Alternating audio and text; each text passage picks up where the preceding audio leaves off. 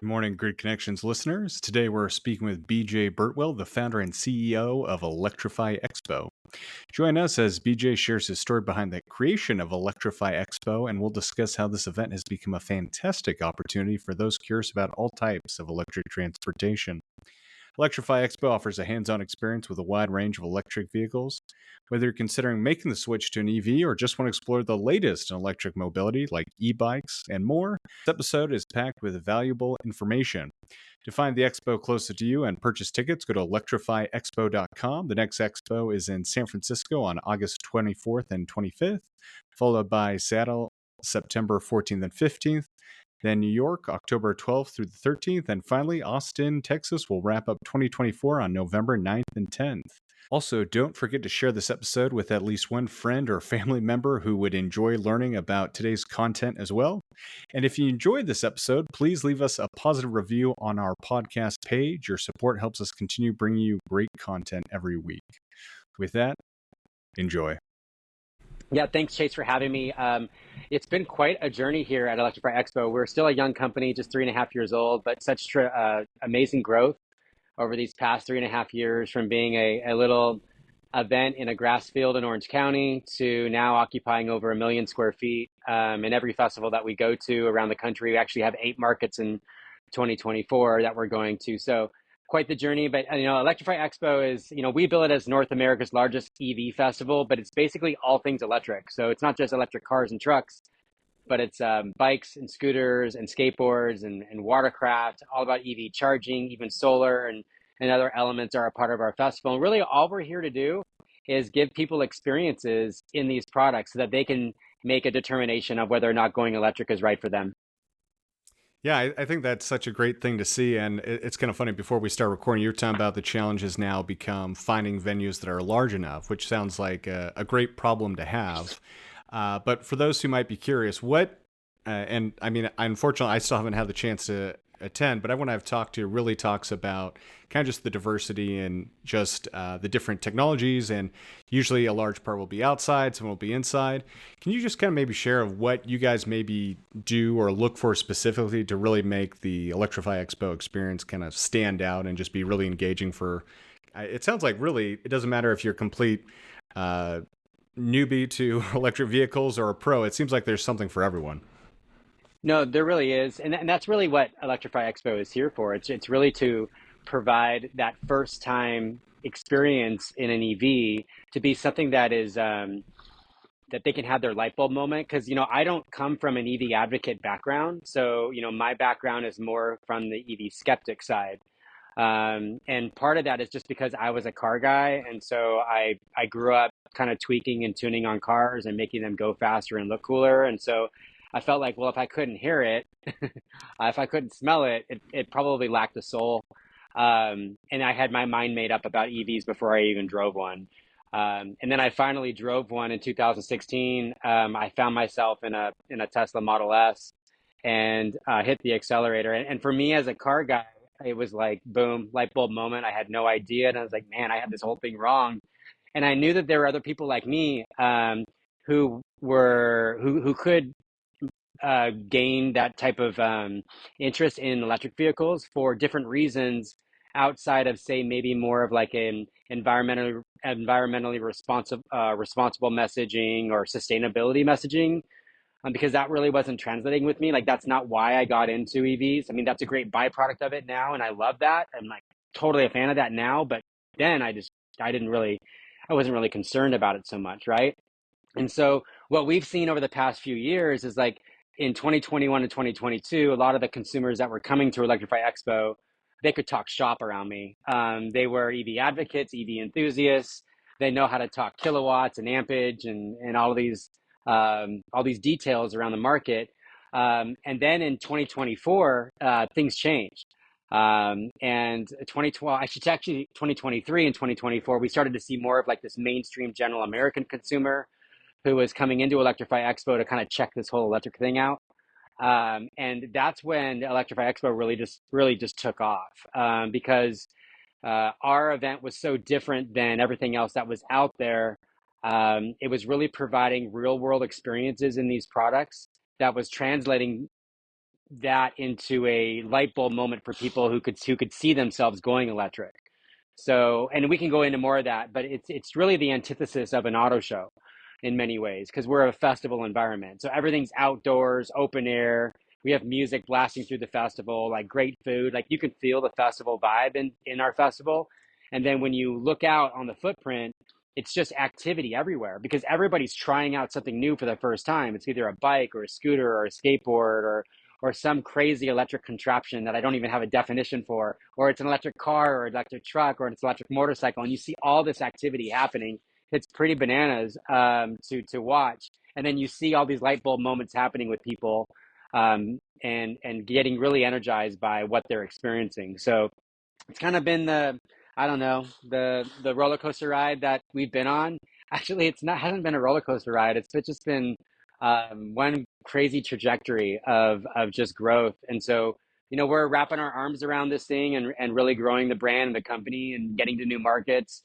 I mean, we'll have over 20 different automakers participate with us this year. That's certainly more than most of the major auto shows. And then we have hundreds of, bike, scoot, skate, charger, solar, other companies in the industry that are participating. So anyways, the whole point of it is that it's just a really great experience for people to kind of come in and check out this whole electric thing. And I think one thing that's really resonating with people right now, and we can get into this if you want, is like, um, we're not telling people to go electric at our show. Like we don't come in here and you don't see messaging from us saying, hey, you got to go electric. All we want to do is provide the experiences. We feel like the experiences will help people find out on their own that they want to go electric. And whether it's, plug-in or whether it's fully electric, like all these experiences are there. And I think, there's no sales pressure environment at our festival. People are just kind of having fun and checking it all out. And I think that's a really great way to experience these new products is without that pressure and without that kind of, I don't know, that messaging that's been out there for the past few years around, you know, um, consumers really being told that they need to go electric. Yeah, that's great to hear, and I definitely want to hear more about what you're talking about. I think what's really interesting is the way you've approached it and your experiences. In some ways, kind of similar to my background, where there's obviously environmental benefits. There's a lot of those, but those are almost more secondary. And it's kind of like approaching it from more like a engineering or even science-based approach first.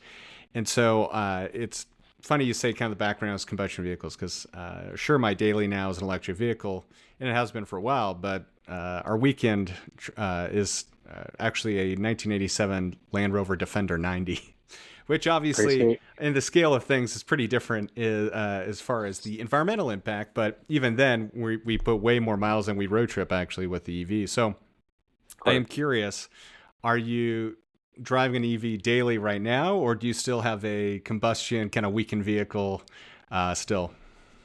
Oh no, I drive a fully electric vehicle. I have an all electric Porsche. Oh, I bought nice.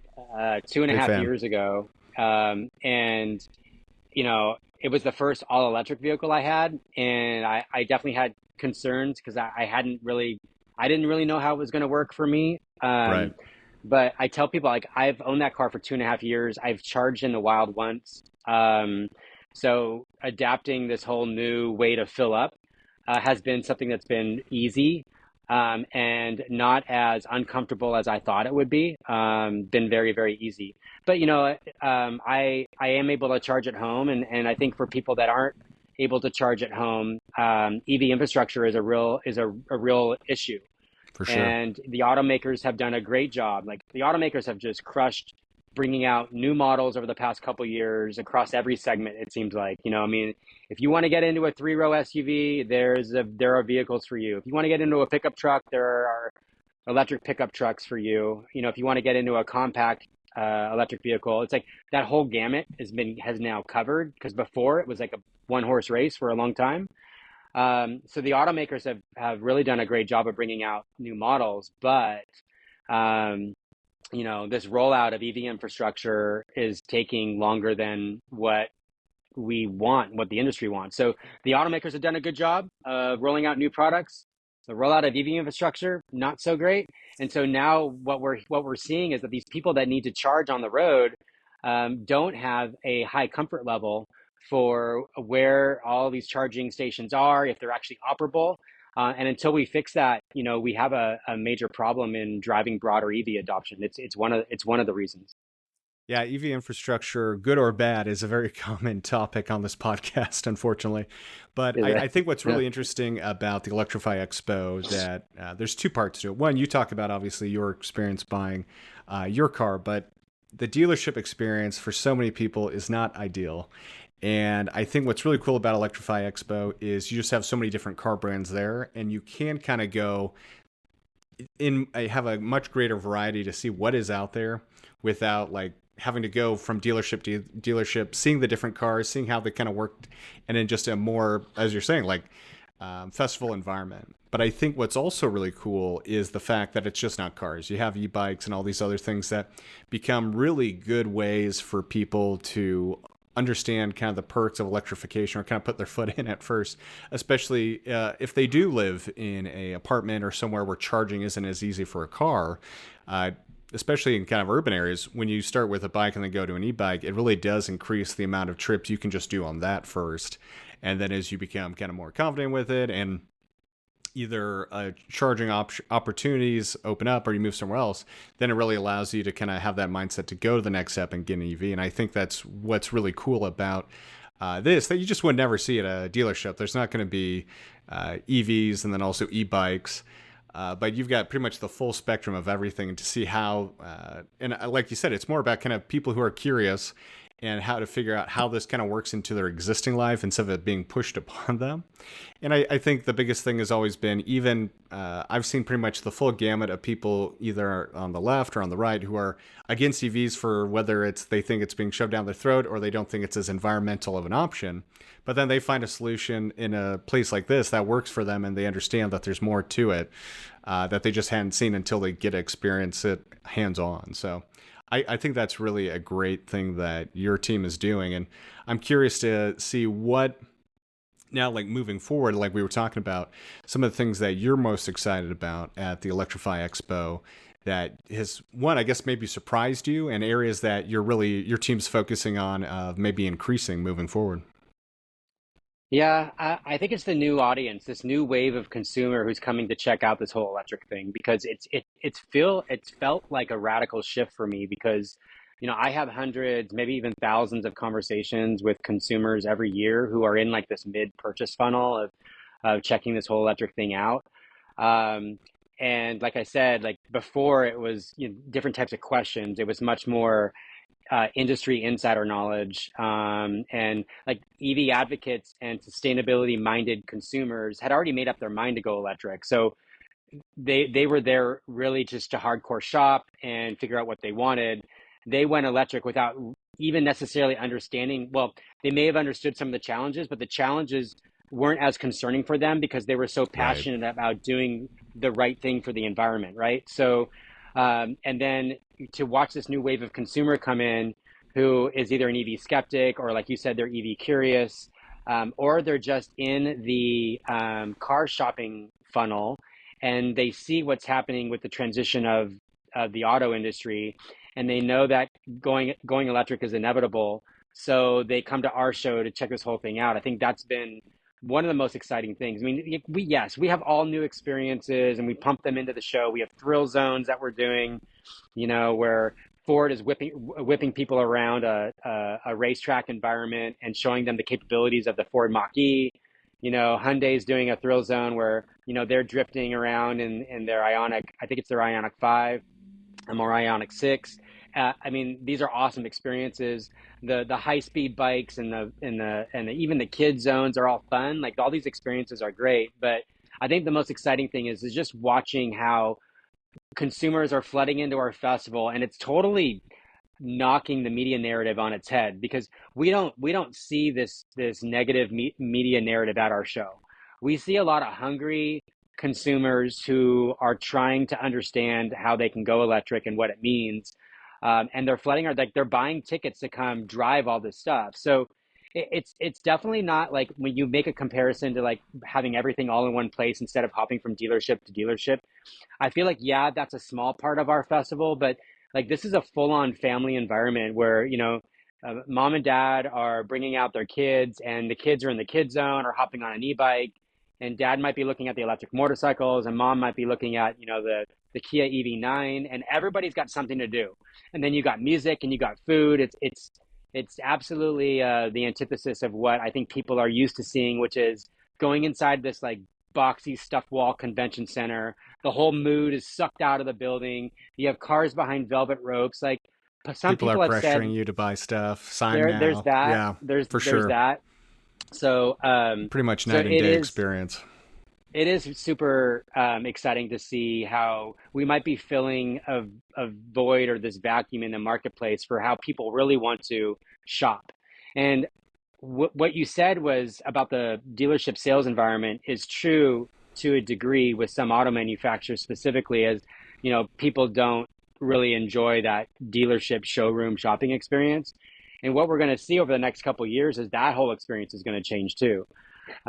You've probably been reading the news about what Amazon is up to, and as they roll out, um, automotive retail environments on their platform, like that's going to change things, and people are going to be able to, Amazon is a sponsor and an exhibitor at Electrify Expo, and so people are literally going to be able to drive something at Electrify Expo, figure out that's what they want to buy, and transact right there in the moment. So, the whole shopping experience is going to change too over the next couple of years, which is pretty exciting.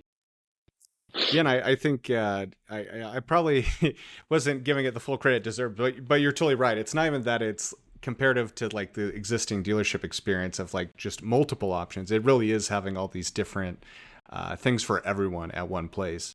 I'm kind of curious as you're talking about these new people who are kind of coming, who are whether they be skeptics or they're like, this could be a thing, and want to learn more.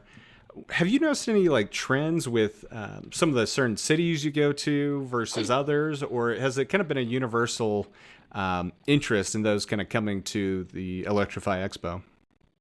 I get this question a lot. And I wish I could tell you that, yeah, when we go to, Texas or Florida versus Seattle or San Francisco or LA, like these consumers are so radically different.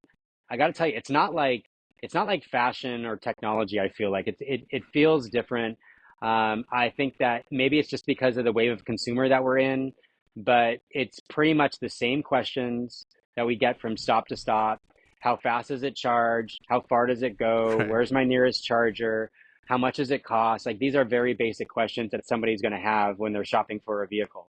And I know we're kind of focused on the vehicles right now instead of the two-wheel stuff, but that's what we see the most. In terms of like industry knowledge, I think California is further along in understanding how to go electric.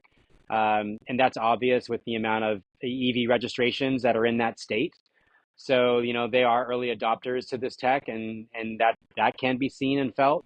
But outside of that, no, I think it's pretty much the same questions we get everywhere we go, coast to That coast. yeah, that I mean that does make sense. I guess maybe to phrase it a different way, especially right now in a presidential election cycle, everything's kind of looked through a different lens. I guess I'm kind of curious. Would you say I think there's a lot of narratives that say good, EVs are bad, yada yada yada. But would you say the majority of the people that are coming are really just more the typical middle of the road kind of American that really I think makes up the majority of people, even though the narrative would say otherwise.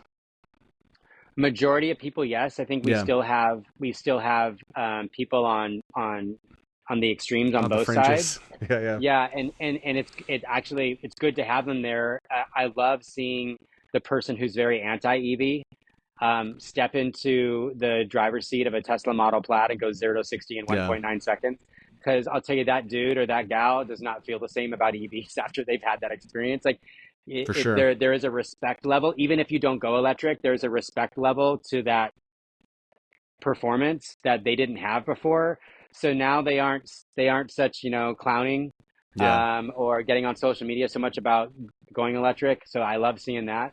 But no, I would say the gist of people are just kind of in the middle. Yeah, And unfortunately, though, the industry hasn't fully adopted the right type of messaging. for I sure. think the auto industry is doing a better job. In fact, Lexus has a great tagline: "As electric as you want to be," and I feel like that's the right message. But when we go into like more of the public or the media narrative, or even the current administration's messaging around EVs and the environmental messaging about it.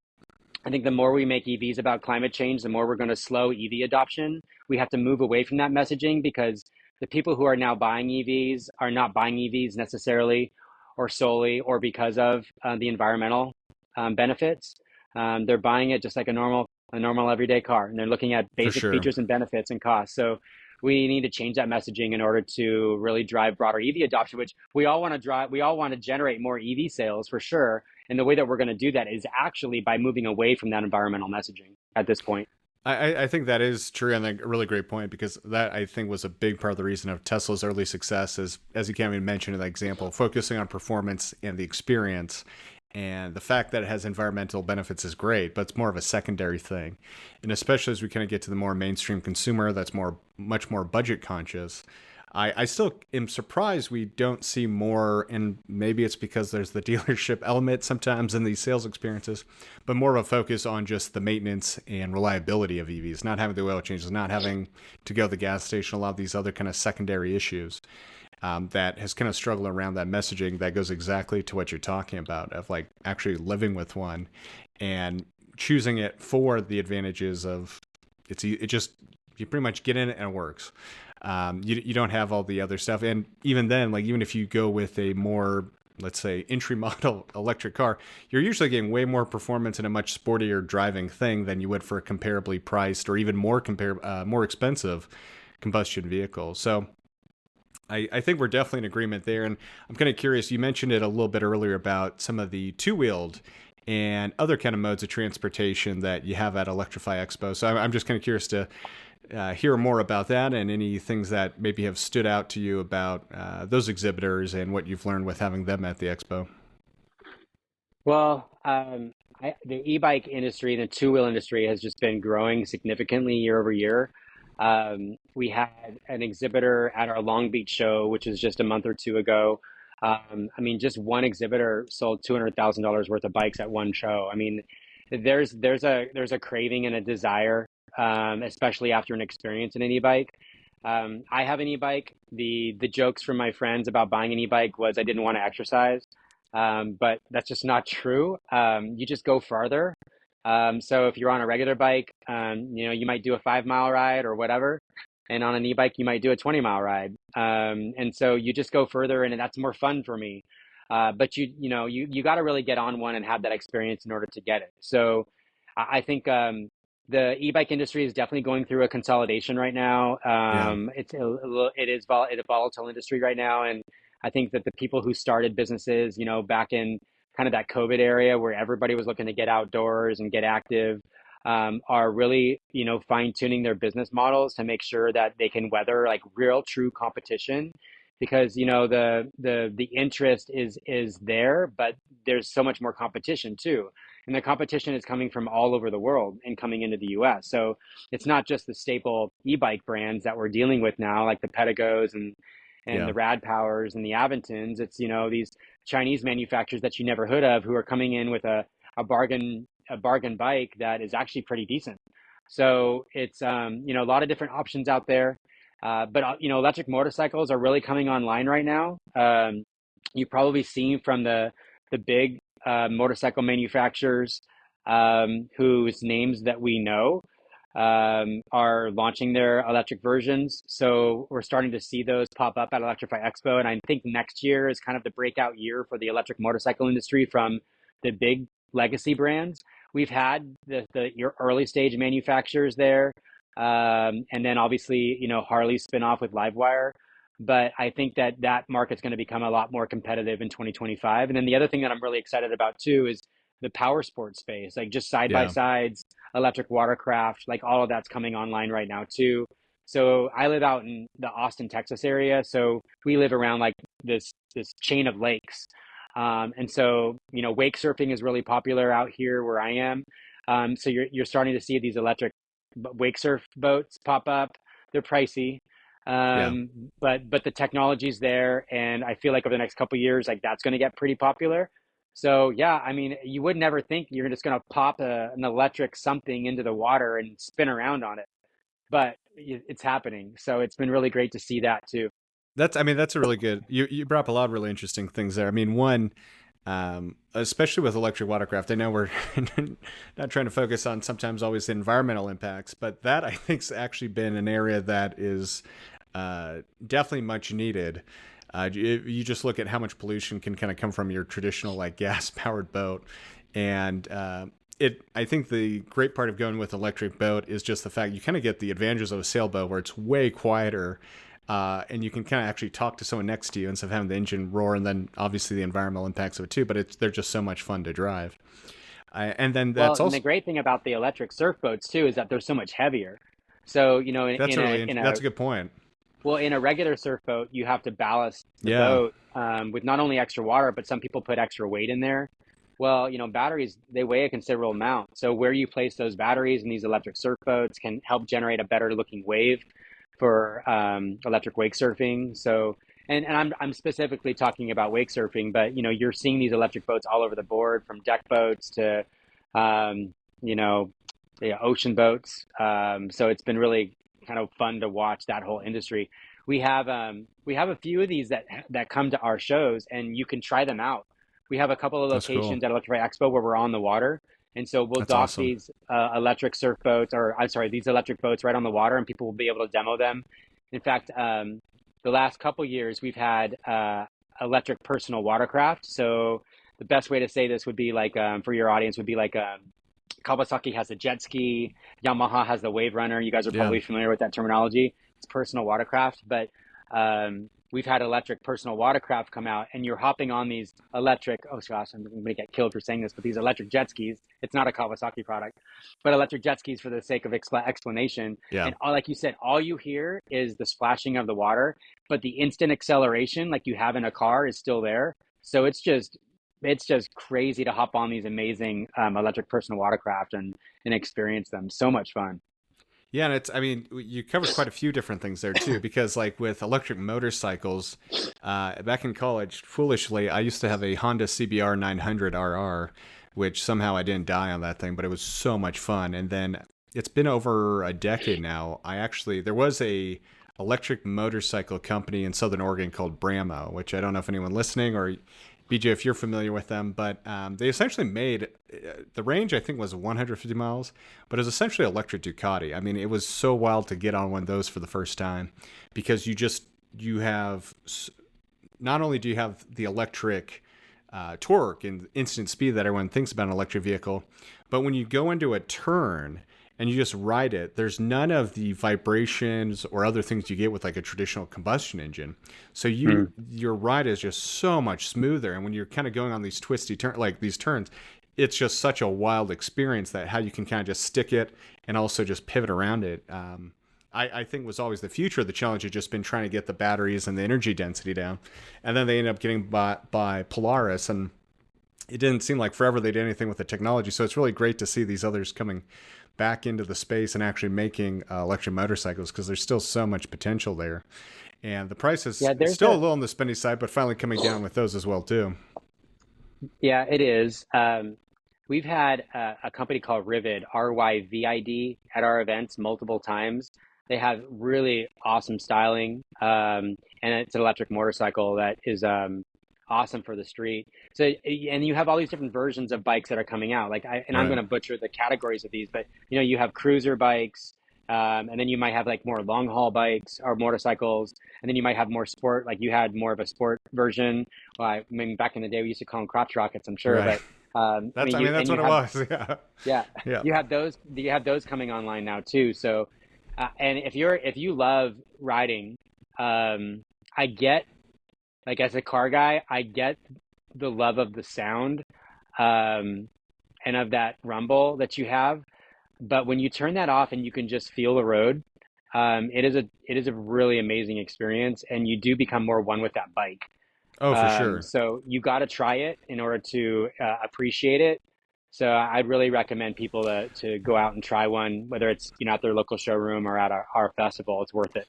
I think for more, I think even with motorcycles, the experience of going electric is even much more extreme actually than going in a car.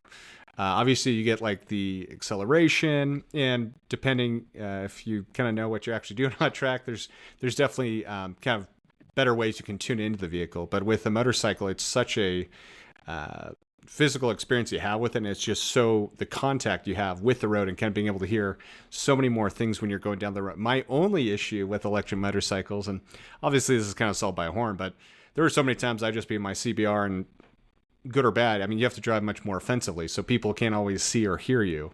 And at least with the Honda, you could rev it a little bit just to make sure people are Let aware people you're know there. you're there. And so I think having a good horn on some of these, and that was the big takeaway I had when I rode this Brahma, was it was so much fun and just so fast. But you could easily be going, especially in an urban setting, going down some blocks, and no one would even know you're there, and they would just pull out before their eyes are opened. And so I think that's all great to hear, and such an underrated thing for a lot of motorcycle riders. If anyone listening is a motorcycle rider.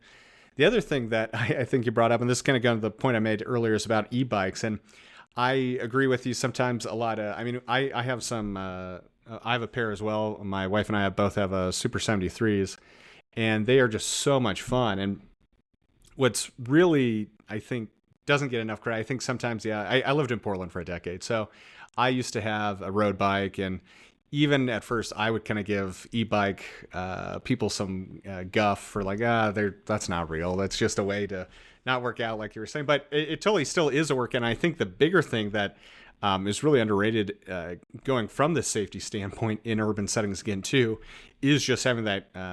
It depends on the e-bike, but having that kind of quick torque that you can play into to really get across a busy intersection, or some of these other things that actually make bike riding, I think, more approachable for a lot more people, and just feel safer too, because you're able to get across busy intersections or other things, or if you find yourself in a bad situation, you have that ability to kind of get out of them that much faster. You can. And we have, these different experiences at Electrify where you can try out these different styles of bikes. So, if you want to hop into more of a high speed version of an e-bike, not quite an electric motorcycle, Yeah. but I think it's more of a class 3 bike. We have a full separate demo course for those bikes versus, maybe more of like a traditional bike. And, there's so many different types of bike. There's pedal assist Exactly. bikes. There's no throttle at all, right? So there's as you Right. pedal. Yeah. I was drawing a blank on the. You're right. Pedal assist. That's it. Yeah, pedal assist. So, and then there's other bikes where you actually do have a twist throttle or a thumb throttle. So, there's many different versions out there, and I'm seeing these bikes pop up in more places. So I'm seeing e-bikes pop up in power sports showrooms. So the same places where you might buy a side by side or a boat. Right. I'm seeing bikes even at like automotive showrooms now. So yeah, they're definitely popping up all over the place. Um, I realize that we've kind of covered all sorts of different areas. Are there any areas that you want to see, like more exhibitors, if there's anyone listening in a certain space, come to Electrify Expo, or anything you're hearing from people attending, like, God, I wish there were more XYZ here at this event? Well, I mean, I think that the educational element of going electric is super important. So I would love to see the EV charging category continue to grow.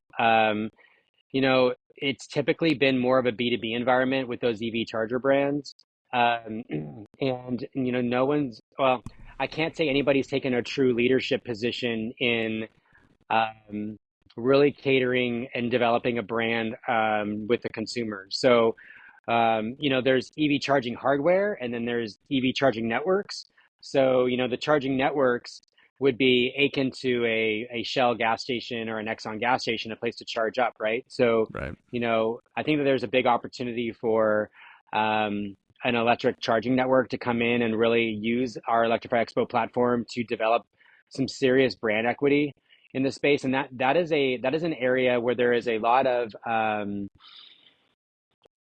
concern about operability, because EV owners are showing up at these charging networks, and they're getting to chargers that are not operable in many cases and at many times, and it's really hurting the brands that are out there right now from developing something, a relationship of trust with the consumer. So I'm interested to see what happens with Iona. Have you been following Iona at all? I have been. I think there's a this is just me personally. I think there's a lot of interesting things being said, but so far they've been said. There's one or two sites that might be going live soon. That's great. I think personally, just kind of looking from the outside in, my only concern is it's very clear in this space money doesn't solve problems because there's been a lot of money thrown around and it still moves at a pretty glacial pace. So having 7 different very large OEMs work together to come together on one way to move forward and throwing money at the problem, I'm still cautiously optimistic. I'll leave it at that. But Yeah, I think you're totally right. no, I'm with you, and I understand the concern. I think money solves problems if the money lands into the hands of the right people, and I don't think the money has been landing into the hands of the right Yeah, people in the private oh, for sector. sure.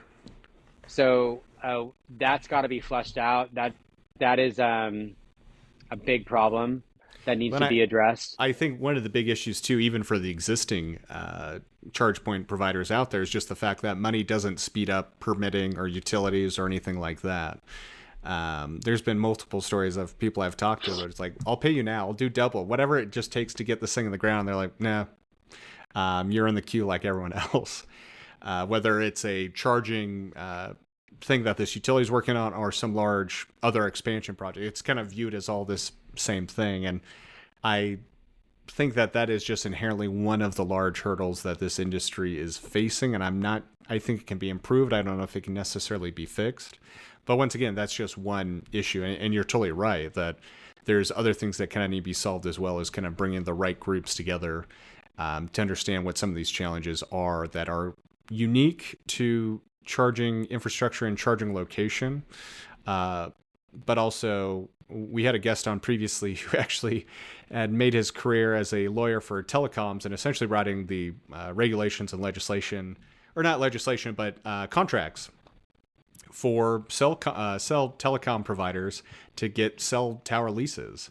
And he's now taken a really big step into the EV space because it's a very similar challenge where you have to deal with negotiated lease rates and contracts and who can work on it when, who has the right access to this land, and all these kind of what seem like what should be figured out and straightforward things that are clearly still a little bit of the Wild West. So it's just, I don't know, that could easily be its own podcast with those challenges right now. But I'm curious if there's any groups that you've looked at, or not even as a Electrify Expo, but you yourself as an EV driver that you've found to be pretty reliable, or ones you go for over others potentially. No, not really. I've had the same problems that I think Yeah, every other EV owner has had. But fortunately, I don't have to charge in the wild too much.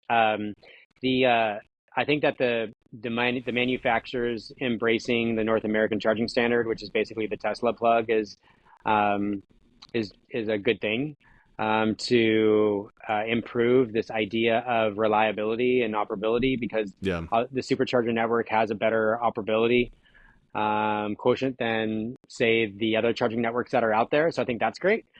And I am positive about what Iona is doing. I think you're right. It's still a work in progress, and I don't think that they start rolling out their network until late 2025, and we might not even see the first stations until 2026. right. So that speaks to this. I don't know if I can call it a supply chain issue of like these elements in this road to building out this network taking too long, which Well, is a there problem. But definitely is, but I'm not sure that that's completely still on the manufacturer side. Now, I know like a lot of it's been kind of utility sides, like transformers and the other mhm, kind of support it's infrastructure to get to that's these right. sites.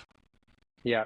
Yeah, but then you have these same cities or states talking a really big game about, their mandates for For sure. 2030, and yet they're slowing EV adoption because of red tape or bureaucracy or layers within their inflated, staffing resources that Right. takes too long to get stuff done, right? Let's just call it as it is. We all see it. So how that changes, it's great that people like your past guest are working on that because it's definitely needed. For sure.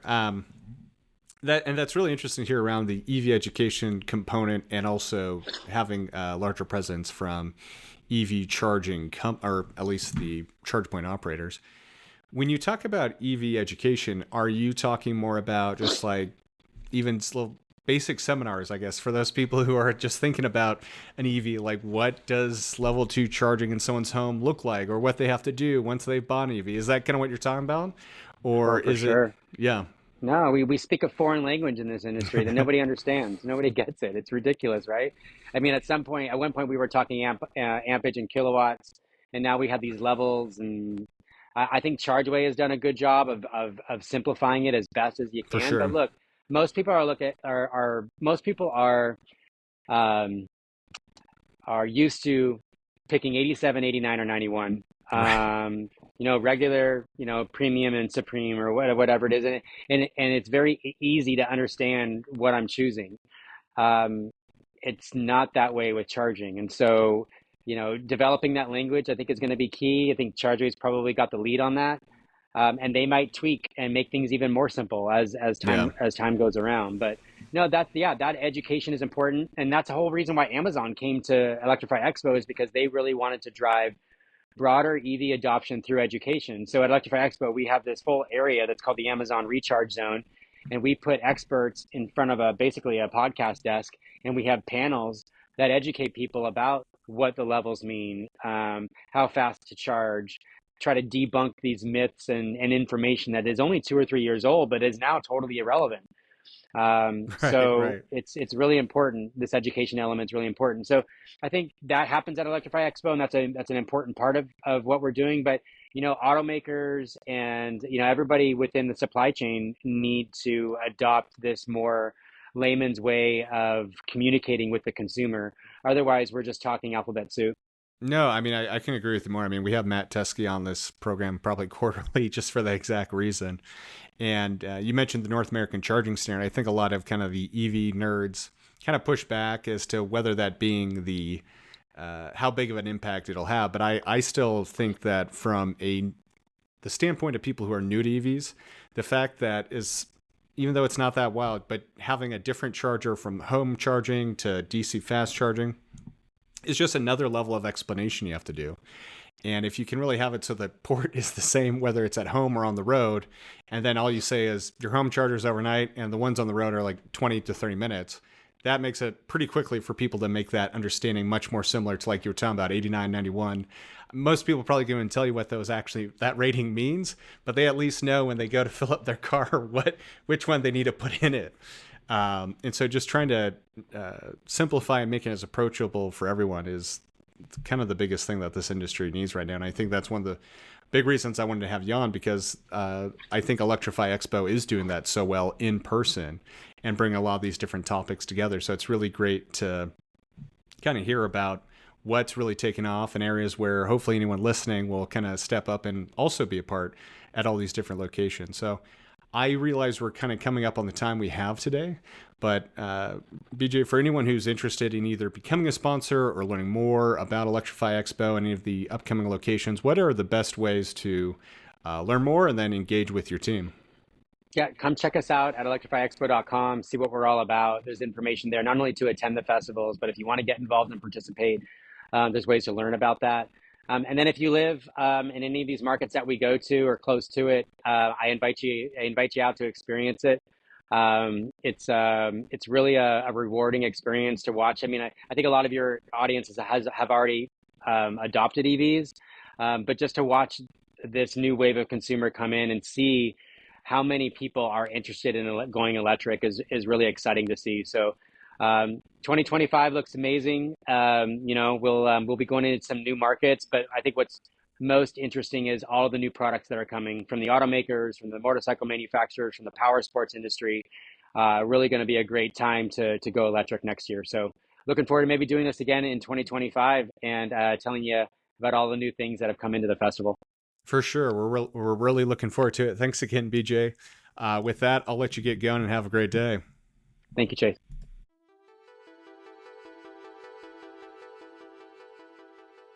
Thank you for tuning into this episode of the Grid Connections podcast featuring BJ Birtwell, the founder and CEO of Electrify Expo. We hope you enjoyed hearing BJ's fascinating background and learning about how Electrify Expo is making electric vehicle experiences more accessible and exciting for everyone. If you enjoyed this episode, please share it with at least one other person you believe would benefit from or enjoy this conversation as well. Word of mouth helps us reach more listeners and spread the word about the latest innovations in the electric vehicle space. Additionally, we'd greatly appreciate it if you could take a moment to leave a positive review on our podcast page. Your feedback not only supports our show, but also helps others discover and enjoy our content too. Thank you for being a part of the Grid Connections community. And until next week, this is the Grid Connections podcast, signing off.